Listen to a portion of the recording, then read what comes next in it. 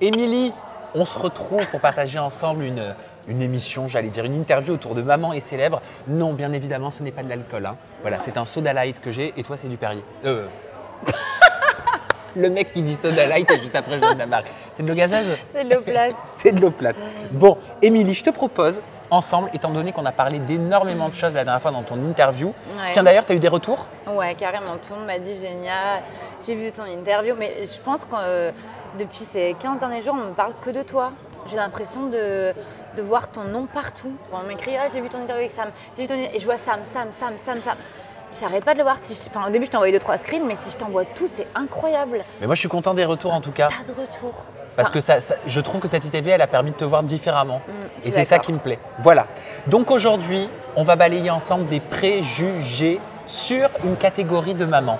Tu es Ouais. bien maman, oui. Ouais. Tu es bien célibataire, Ouais. toujours. Ouais. Pourquoi tu rigoles? Non, mais je rigole, c'est tout. Parce que tu n'es plus célibataire. Si, je suis Là, ça plombe ma séquence. Non, mais t'inquiète, j'ai la réponse.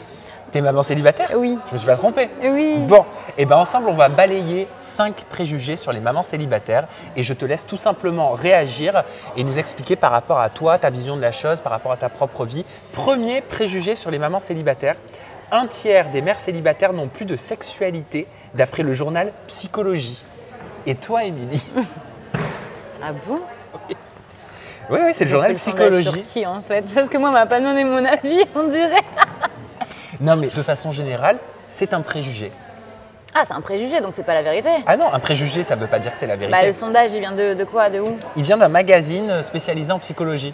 T'es d'accord ou pas avec ça? Non, je suis pas du tout d'accord parce que. Bah, c'est pas parce que t'es pas en couple que t'as pas de relation avec des gens.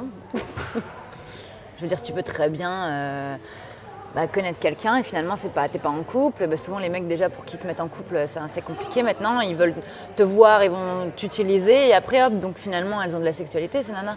Tu vois ce que je veux dire ou pas? Bien sûr, mais donc ça veut dire que toi par exemple, est-ce que tu t'autorises à rencontrer, à faire des dates, Bah, bien même si sûr. t'es maman? Ah oui, non, mais en fait, je vais t'expliquer. Les nanas qui sont bloquées, c'est parce qu'en fait, elles sont encore sur leur ex-relation.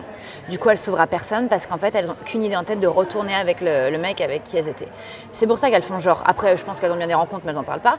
Mais de manière générale, ou elles sont bloquées parce qu'elles sont traumatisées et qu'elles veulent retourner avec quelqu'un qu'elles sont encore tristes.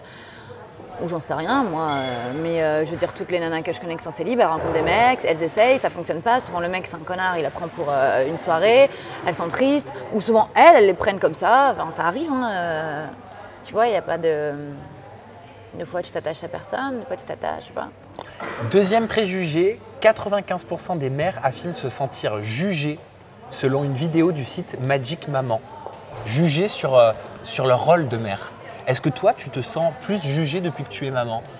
Bah, c'est-à-dire que les gens, ils jugent tout le temps, donc pas plus que sur autre chose. De toute façon, dès que tu fais quelque chose, qu'ils connaissent ou ils connaissent pas le sujet, ils vont juger, tu vois. Donc, toi, tu seras jugé sur ta façon de faire les interviews. L'autre, il sera jugé sur sa façon de tenir sa caméra. Tu vois, on est tous jugés, donc évidemment... Mais en vrai, il n'y a aucun livre qui a été écrit par le Saint-Esprit qui dit tu dois t'occuper comme ci, comme ça de tes enfants. Toi, est-ce qu'il y a des choses qui ressortent peut-être depuis Maman est célèbre?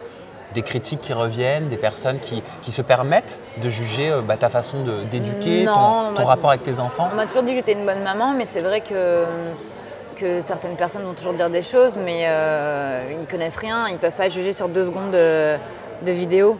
Il faudrait passer du temps avec moi, nuit et jour, pour comprendre quelle maman je suis et pas juste 3 secondes à la télé où la production a choisi de montrer tel moment. Si par exemple là je suis avec toi et puis qu'à un moment donné je fais ça et qu'on me montre que ce moment-là, on va dire putain mais elle fait toujours la gueule celle-là. Tandis que si on me montre quand je rigole et tout, ils vont dire ah bah celle-là elle est joyeuse. Ça il faut faire attention parce que tu sais mieux que tout le monde qu'on peut axer le personnage en fonction des images qu'on montre quoi. Oui, puis les images c'est sur un moment précis, c'est un instant particulier. Ouais. Ça ne définit pas exactement une situation, en tout cas pas tout le temps. Non. Troisième préjugé, une maman célibataire, ça fait peur aux hommes. Est-ce que toi, tu fais peur aux hommes, Émilie? Alors là, pas du tout, hein. Moi, j'ai l'impression que depuis que j'ai des enfants, c'est encore plus facile, quoi. Les mecs, ils se disent au moins, elle va pas me faire de gosse dans le dos ou elle va pas me faire de gosse tout court. Ah ouais? Je te jure, ils sont. Enfin, c'est ce que je dis à mes copines qui vieillissent et qui n'ont pas d'enfants et qui veulent pas d'enfants parce qu'elles veulent avoir un enfant. Je leur dis, écoute, même si tu as un enfant, crois pas que tu auras plus de succès, voire même plus. Puis tu te retrouves dans des endroits où il y a des pères aussi célibataires. Je sais pas, des parcs, à l'école, j'en sais rien, moi, ça m'est jamais arrivé, mais je veux dire, ça arrive à d'autres femmes. Tu vois, elles se retrouvent dans des endroits, je sais pas, moi, en vacances, des hommes qui viennent tout seuls avec leurs enfants. Ça arrive dans les deux sens. Les résultats, tu rencontres plus quel type de profil chez un homme? Est-ce que c'est plus un homme qui a déjà des enfants? Non, franchement, c'est de tout. Tu rencontres des mecs qui se disent « Ah, je la prends avec ses enfants parce que je l'aime elle et les petits ». T'as des mecs qui te disent « Ah non, mais elle a des enfants, hors de question ». T'as des mecs qui ont des enfants et qui comprennent totalement. Donc en fait, c'est de tout. T'as déjà rencontré, toi, quelqu'un qui t'a dit « Bah, ça me gêne, du fait que t'aies déjà des enfants ». Ouais. C'est vrai? Une personne, ouais. Tu réagis comment quand c'est comme ça? Si en plus, enfin, c'était un petit crush, ça doit te C'est décevoir. exactement ça. Ok, donc je suis médium. Non mais c'est vrai, bah écoute, non, j'ai compris que cette personne avait envie d'avoir son premier enfant avec sa première nana, avec sa première expérience. Donc c'est tout, bah tu next. Quatrième préjugé, Émilie, sur les mamans célibataires. Si vous n'avez jamais été mariée, vous n'avez pas le droit de vous plaindre car vous saviez qu'un jour ou l'autre, vous deviendrez mère célibataire. Ça, c'est selon mèrecélibataire.fr. Bah si tu l'as refusé la bague, ça se passe comment alors dans ce cas-là? Oui, bonne réflexion. Ouais, non, mais c'est vrai, très bonne réflexion. Non mais sérieux. Attends, et puis tous les hommes n'ont pas envie de se marier, c'est quoi cette histoire? Bah, en gros, être marié, est-ce que ça sous-entend que c'est forcément une sécurité quand on a des enfants? Est-ce qu'il faut forcément se marier quand on a des enfants? En fait, c'est plus une question, il y a aussi le côté religieux, il y a le côté famille. Moi, j'ai pas ces problèmes-là, donc du coup, je pense que ça vient aussi de ton éducation, tu vois. Et puis si tu as envie de suivre quelque chose dans le cadre normal, j'en sais rien moi. Moi, je pense que ce que veut dire ce préjugé, si je dois l'adapter à ton cas, la question serait, si tu avais été marié avec le papa de tes enfants, est-ce que tu penses que vous seriez toujours ensemble? Ah, bah dans ce cas-là, ça veut dire que le mariage, il empêche les gens de faire ce qu'ils ont vraiment envie, quoi. Donc c'est n'importe quoi. Puis je pense que les enfants, c'est beaucoup plus fort qu'un mariage. Je veux dire, quand tu as un bébé qui te relie toute la vie avec un homme, c'est plus fort qu'une bague ou un bout de papier ou une phrase même devant Dieu, tu vois. Je veux dire, par contre, je sais pas. Je pense que le mariage, c'est quelque chose qui doit être vraiment voulu et j'ai l'impression qu'on le fait beaucoup pour la famille aussi. Et puis pour la femme, elle a envie d'être mariée. Elle a envie de vivre son moment de jour de princesse. Mais il y a des mecs à qui ça fait peur. Et puis au contraire, parfois, il y en a plein qui se marient et qui divorcent juste après. Donc c'est pas la solution au final pour toi? Non, c'est pas une solution. Voilà. C'est un truc bien, j'ai jamais vécu donc je peux pas te dire, mais c'est pas en soi, je préfère avoir des enfants que de me marier. Cinquième préjugé, avant de passer au tweet, les mères célibataires assumeraient autant de tâches dans le foyer qu'une maman dont le conjoint travaille beaucoup. Est-ce que tu es d'accord avec ça? Alors déjà, une mère assume beaucoup de tâches tout court. Parce qu'on est les mamans, parce qu'on est les femmes, parce qu'on a envie, parce qu'on s'occupe de la maison, parce que souvent on gère pas mal de choses. Donc en fait, de manière générale, les tâches, on les a quand même, tu vois, ça change rien. Conjoint qui travaille ou pas, moi c'est vrai qu'il travaillait beaucoup.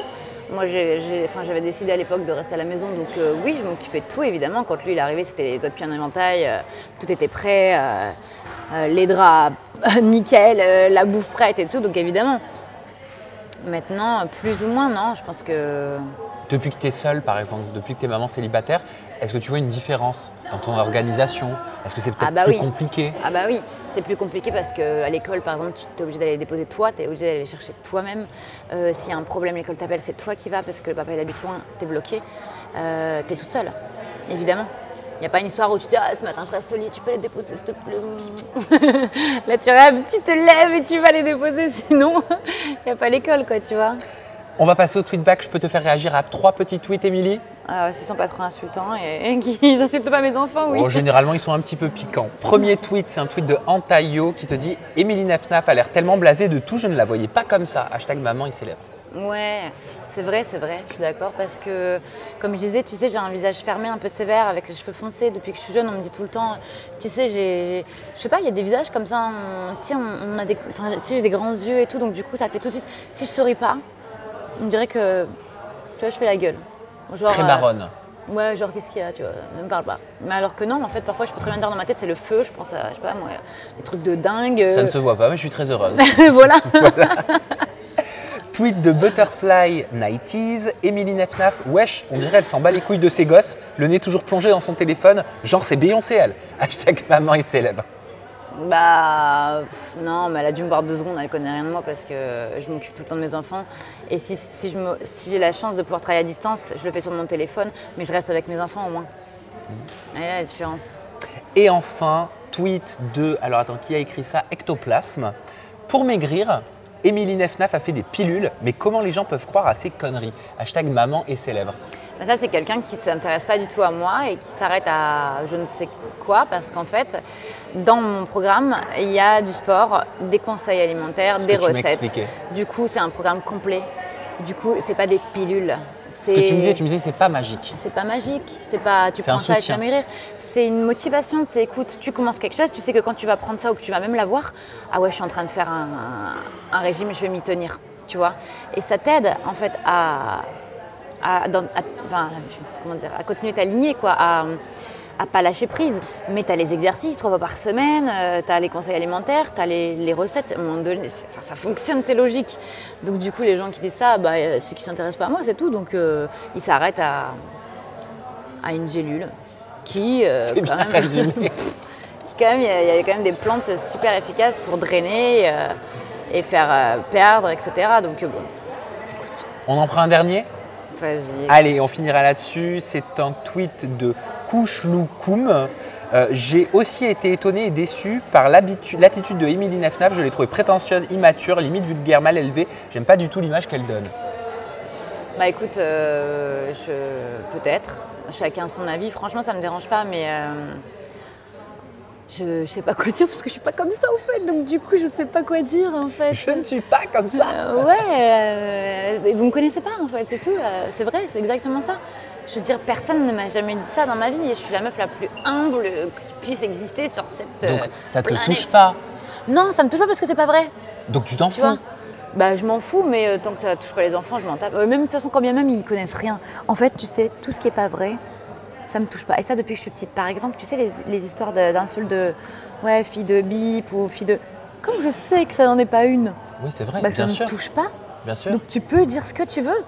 Par contre, si tu trouves un truc qui est vrai et que tu me le dis, là, c'est plus chiant. Je me dis, ah ouais. Les mots, ils font mal à partir du moment où tu les acceptes. Ouais, voilà. c'est vrai. Si tu les acceptes pas, que tu fais une barrière avec ce mot, tu te dis c'est juste un mot et c'est pas la réalité. C'est pas grave. Après, je suis quand même d'accord que j'ai une attitude qui paraît un peu hautaine, mais je suis pas comme ça, quoi. Et peut-être que c'est ma tête. Tu sais, comme je lève souvent les sourcils, comme ça fait genre, vas-y. Alors que c'est pas, je sais pas pourquoi. Non, mais t'inquiète, ne te remets pas non plus trop en question. Hein. Émilie, je vais te laisser retourner à tes occupations. Et puis on se retrouve très bientôt avec une nouvelle maman. Ça roule. Gros bisous à tous. Bisous.